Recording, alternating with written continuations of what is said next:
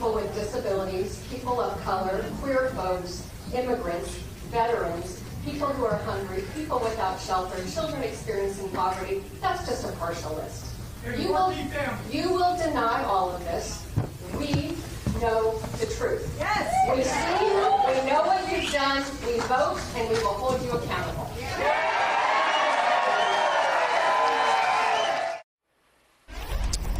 Hi again, everyone. It's 5 o'clock in the East. Accountability, a critical aspect of American democracy. We saw it on full display last night at another town hall held by another Republican congressman who was confronted by a raucous group of constituents and voters facing their frustration, saying they're, quote, "We see you." About 650 constituents in Chico, California, according to the news outlet Cal Matters, showed up to the town hall meeting of Republican Congressman Doug LaMalfa. He is from California's 1st congressional district and won in 2024 with 65% of the vote. But that majority approval was not at all visible anywhere last night, as the crowd refused to shy away from airing feelings of anger and frustration and profound disagreement, especially when it came to the Medicaid cuts of the so-called Big Beautiful Bill. My name is Cecilia. I'm a constituent from Chico. I've called your office every day since the Big Beautiful Bill. Haven't gotten a response, of course. You've danced around this question a few times today, so I'm going to be a little bit more specific. How do you justify voting yes on the big ugly bill, knowing that 43% of your constituents, the highest of any California congressional district, receive Medicaid and other government assistance? I would also like to know how you plan to make up for the hospital's deficit because of the lack of payment, so the burden doesn't land on the average taxpayer. Attendees did not like when that congressman blamed the prior administration, the Biden administration, over the issue of executive overreach. Watch that.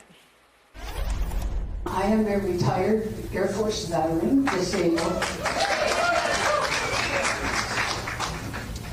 I question, or the context is very much like that woman was just talking about, in that if I, as a military person, had done an iota of what Donald Trump has done against the Constitution of the United States, I would have been court-martialed.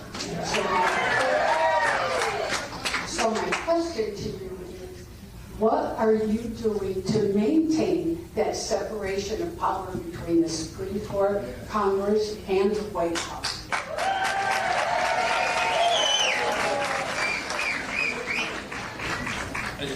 That's a good and important question. We in the U.S. House and the Senate need to assert our portion of that triad. And, much power is vested in the executive branch. And we've seen that grow over the years and years with the executive orders, the Biden era set, for example.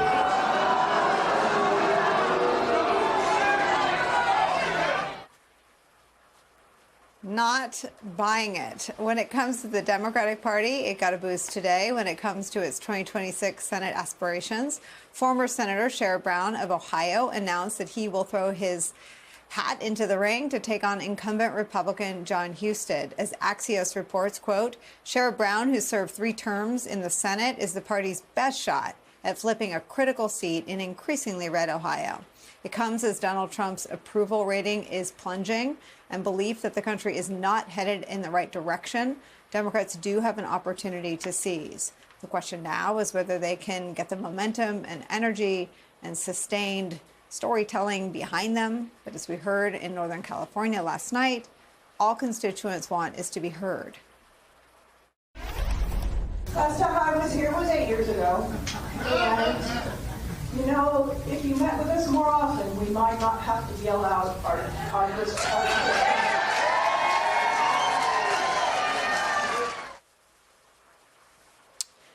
Tectonic shifts potentially in the political landscape in the United States of America ahead of the midterms is where we begin this hour with some of our most favorite experts and friends. Matt Dowd is here, MSNBC senior political analyst.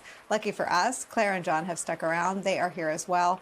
Matt Dowd, where do you think the country is right now? And let's just, for the purposes of this discussion, put aside a right-left continuum. But where do you think my first job as a reporter was in that area. This is a ruby red part of California, which sounds so weird to people who aren't from California, but its center, its sort of I-5 corridor is deeply red. And to hear this discontent with someone who won in a plus, a county where 65% of its residents voted for Donald Trump is stunning. And to hear them so fluent in the policies that Republicans are both voting for and acquiescing to really is so revealing about this moment. Your thoughts? Yeah, I mean, I think of town halls like anecdotes. And so a town hall by itself or a couple of town halls by themselves, to me, would be like, they'll send a signal, but are they really telling us a lot? But when you combine an anecdote with data, that's when the problem develops. This same thing reminds me of what happened to the Democrats in 2010, where there was a bunch of people showed up at town halls and they expressed their displeasure with Obama and, everything else that was going on. And the Democrats said, well, no, these people are self-selective. They're just showing up. They're not really the swing voters. And then the data showed otherwise. And then 2010 happened in the course of this. And I think I like to look at this election and this moment in comparison to what happened in 2018, which was a huge Democratic year in 2018 in Donald Trump's first midterm in his first reelection. And the numbers, comparable numbers, are worse today for Donald Trump and the Republican than they were in 2018. Donald Trump's approval rating is worse. Donald Trump's advocacy for a bill that has a negative 20, the big, beautiful bill or whatever he calls it, is a much worse anchor to be held onto. But the most significant number that I've noticed of why this may be actually worse for the Republicans this time than 2018 is one thing that held up Republicans in 2018 and in 2020 and in 2024 was this idea, though, no matter how people personally felt about Donald Trump, they thought he was a rogue, they thought he was a villain, they didn't like him personally, they didn't trust him, but they thought he was good on the economy. They assumed Donald Trump, because, quote, he was a businessman, was good on the economy. In 2018, on Election Day, Donald Trump had a plus 8-point advantage on handling the economy. Today, he's minus 13. That's 21 points difference between when he lost the bad midterms into where he is on the economy. And among independent voters, he's got a negative 30 on the economy, on people's perception of his ability to handle the economy. So on their own, I think the town halls would tell us something, but when you combine what they tell us about in conjunction with the data, it shows the Democrats' enthusiasm is up. It shows Republicans' enthusiasm is down. And I know we'll talk about Epstein, and I think that has large part to do with it. And all of the numbers are as bad or worse than they were for the Republicans in 2018. Matt Dowd, if you were to give advice to Democrats, it's really hard to read in the polls what it is that makes Democratic voters mad at Democratic leaders. I mean, they're on the right side of all these issues, but it's this gut thing that they don't see them fighting enough, is what the polls show. How do you make that reality, or how would you advise Democratic politicians to act or to conduct themselves, or what choices they should make in this moment? Well, as happens often in our history, the voters are ahead of political parties, and it sometimes takes a little while for the leadership and the politicians to catch up to the voters. I think Democrats have begun to catch up to where voters are, and the threat the Democratic voters feel that the Republicans and Donald Trump are to not only the country and the Constitution, but actually their life, their daily lives and how they live, whether it's health care or, loss of freedoms and all of those things. And so I would just say, Democrats, hurry up and catch up to where your voters are. And I think you listed off three things about, will the Democrats ride momentum and the energy, and then you said the storytelling. They need to get a handle on the storytelling. I think for the moment, letting the Epstein thing roll out and piling on and all that, talking about the economy is fine, but by some time of the first quarter of next year, they need to have a concise story to tell. That's not only Donald Trump's a threat and what he's doing is wrong, but here's who we are. And they need to tell that story in a consistent, clear way. It can wait until the first quarter, but I'd say hurry up and catch up to the voters and have the same energy that the voters have, and you adopt that same energy. Claire McCaskill, how are Democrats doing in your view on that mission? Well, I think Matthew's right. I think they have not caught up with the voters yet, but I think they're getting there.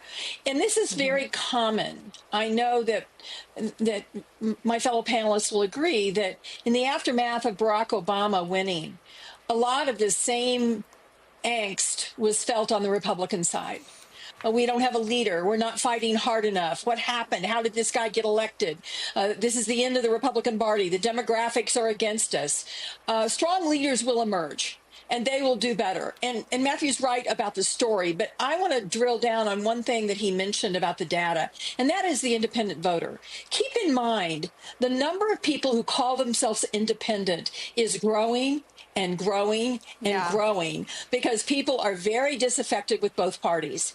The Democratic Party needs to laser focus on those independent voters, and the economy is the way to do it. The other way to do it is with veterans. I noticed the veterans that were at this guy's town hall last night. You can't say we cut the suicide hotline because of illegal immigrants for military veterans. That doesn't work. You can't blame the immigrants for reducing the services to Americans' veterans. The veteran community has a big role to play here. They're particularly powerful with independent voters. So the economy and what everything is going to cost next year, along with telling a story about what they've done in terms of debasing our military and not respecting our veterans, that's how you can move those independent voters. And that's what the Democratic Party needs to spend some time thinking about.